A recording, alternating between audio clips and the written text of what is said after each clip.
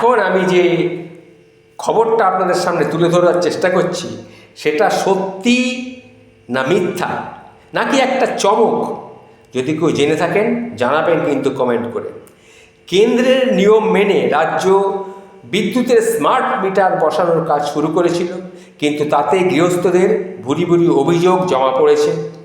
সাধারণ গৃহস্থ ঘরে স্মার্ট মিটার না বসানোর সিদ্ধান্ত নিল এই রাজ্য সরকার। স্মার্ট মিটার সংক্রান্ত বিপুল অভিযোগ জমা হয়েছে বিদ্যুৎ দপ্তরে। তার জেরে এবার কেন্দ্রই এই প্রকল্প গৃহস্থ বাড়ির জন্য বন্ধ রাখার কথা ঘোষণা করলেন রাজ্য সরকার। তবে বাণিজ্যিক বা শিল্পক্ষেত্রে স্মার্ট মিটার ব্যবহার কিন্তু করা হবে।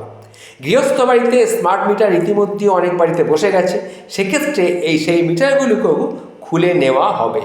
কেন্দ্রের নিয়ম মেনে রাজ্যে স্মার্ট মিটার বসানোর কাজ শুরু হয়েছিল, কিন্তু তাতে গৃহস্থের ভুরি ভুরি অভিযোগ এবং রাজ্যের বিভিন্ন এলাকা থেকে উঠে এসেছে।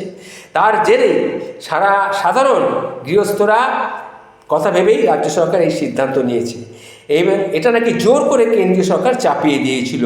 তবে এবার সরাসরি গ্রাহকদের থেকে অভিযোগ আসায় নতুন করে বিদ্যুতের স্মার্ট মিটার বসানোর কাজটা আপাতত বন্ধ রয়েছে। এটাই হচ্ছে আসল ঘটনা।